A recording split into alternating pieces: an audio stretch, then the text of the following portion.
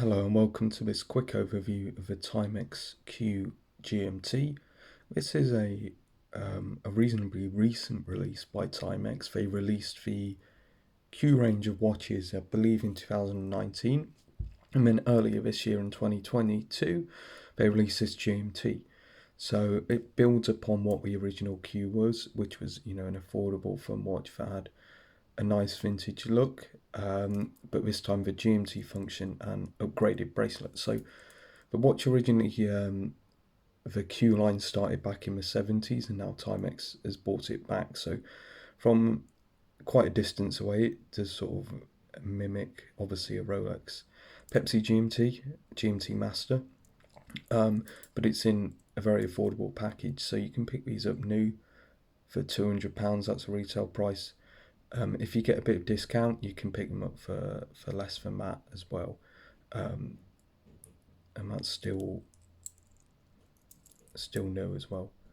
So you can see on the back, we've got the battery hatch to change the battery, and this sort of Jubilee-esque bracelet here, and then the Pepsi bezel. So the watch measures 38mm in diameter. It's 12.5 millimeters thick, or 2.5 mil of that is the crystal. So actual sort of body of a watch minus a crystal is about 10 mil thick, so it does wear nicely. And then the lug to lug is 44 mil, so I'd say it wears a bit bigger than that.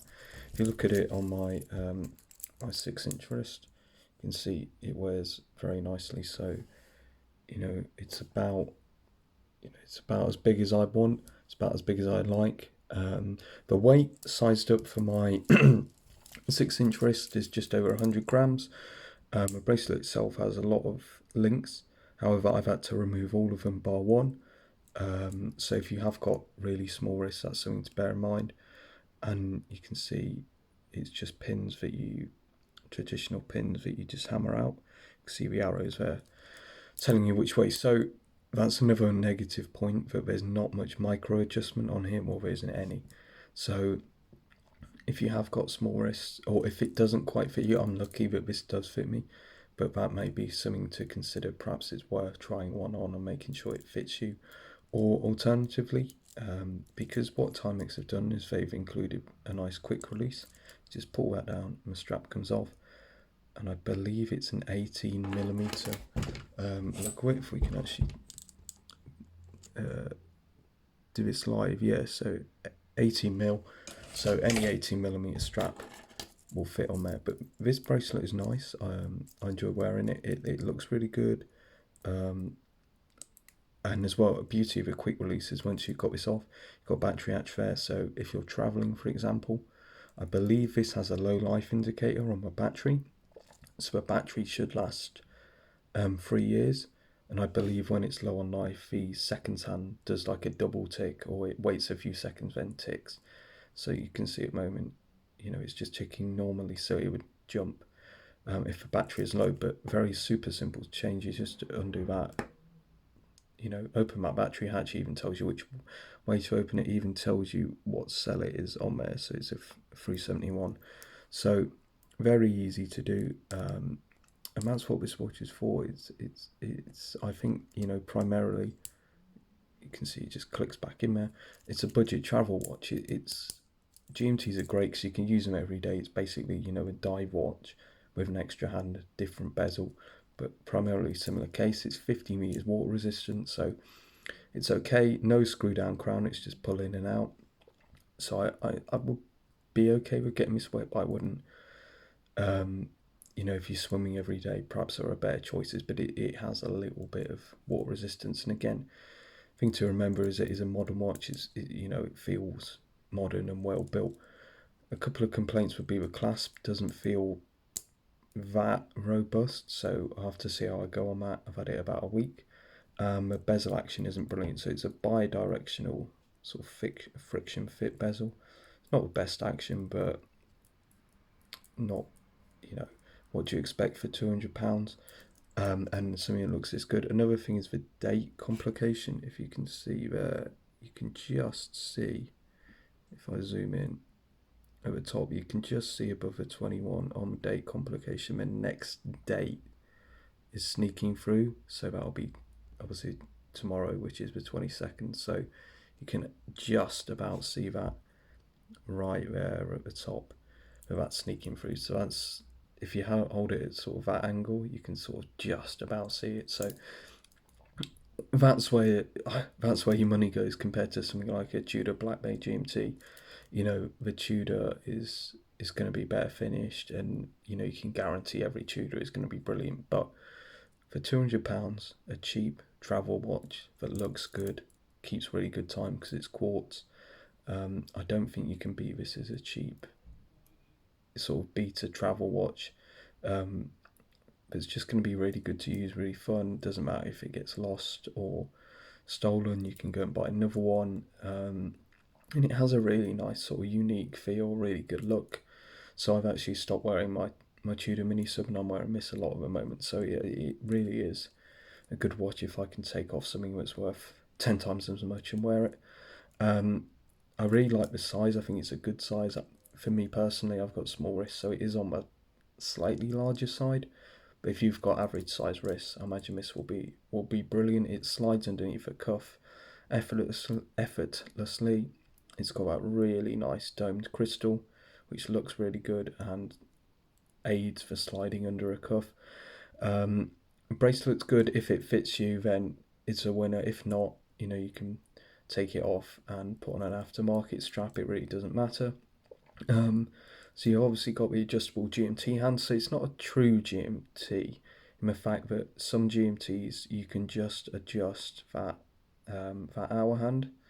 This you can't, so you have to, what I do is I wind it forwards. So say, let's go to New York time. So say I've gone to New York and it's going to be 5 to 11 in New York, because they're 5 hours behind us in the UK. And then I want to set the GMT to UK time. So I'm going to have to remember. So one way, if you put it out to is that first position? Put it out to a first position, yeah. If you turn it that way, it does the GMT. If you turn it the other way, it does the date. So that's on New York time on my hands. So we're now going to set this to UK time, which is just coming up to 4 o'clock. So it's basically 4 o'clock, like that. And then if I wanted to time, say, I don't know, Greek time as well, which is 2 hours ahead of the UK, I could either do that by the bezel itself, so I could do it from a bezel to the GMT, so I could move that, say 1800. So I know, obviously I've got my New York time on my hands, I've got my UK time, so I know that's pointing to where, the 4 o'clock would have been. And then I'd turn my bezel to show 1800 hours. For Greek time as well. I believe I've got that right. I've not got that right. It needs to go an hour back for New York time. Oh, and I've moved the date forwards now as well. So I completely cocked that up, but you can see where, there's a lot of playing about of it. But like I say, if I forward it all the way through, so you can see the date change there. Oh, you can't because the GMT hands on way. So like I said, it's not as good as a true GMT where you can just move that hour hand backwards and forwards and you haven't got to mess around with anything else. But again, if we try and set this to New York time, which is probably, it's going to be coming up for 11 o'clock as I film this, and then the UK time is going to be coming up for 4 o'clock. Basically 4 o'clock, so there you go. I don't really mess around with bezel. I've only got needs to time where I currently am and then sort of home time. So many people use the bezel in different ways, so they can use it to off the GMT hand, or you can use it off the actual hour hand as well. So say we wanted to time Greek time from the hour hand. So in Greece now it's coming up at 6 o'clock in the evening, so I can rotate this. There's quite a bit of friction there. Rotate this like so I can see, okay, in Greece we're coming up to to 6 o'clock in the evening, and then in the UK it's 4 o'clock in the afternoon, so it does take a bit of adjustment. I don't really like to mess around with bezel, I just leave it. So yeah, like I said, accuracy of the watch is good. I like the fact it's cheap, so you can cheap enough. Again, £200 is a lot of money, but with a bit of discounts and stuff, people have had these for around £160. Brand new in the box with everything. That's not a bad price. If you want to be really frugal as well, you could sell some links from a bracelet if you want to be really cheap. So I don't think that's a bad price. You've got a date, you've got a GMT. I like the fact there's no Cyclops. So you've got, everything you really want in sort of a budget travel watch. It looks good, but it's not. From a distance, yes, it's got vintage Rolex vibes, but when you get up close, it's obviously not a Rolex. So that should be good. I just think there's, for the money, you can't really ask any more.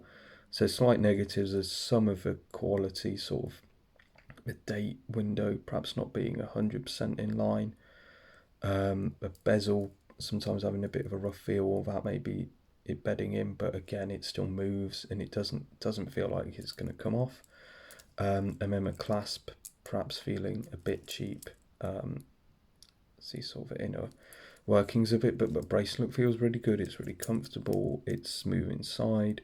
You can see these links are polished, but they don't, they're not insanely showy. So, it's a really good watch for the money, and something I will recommend buying if you're looking for a cheap travel watch. It qualifies for a cheap GMT, cheap travel watch, and just an all-round really great watch. So hopefully that's made some sense. Thank you for listening. If you've got any questions, pop them in the comments below, and I'll see you in the next one. Cheers.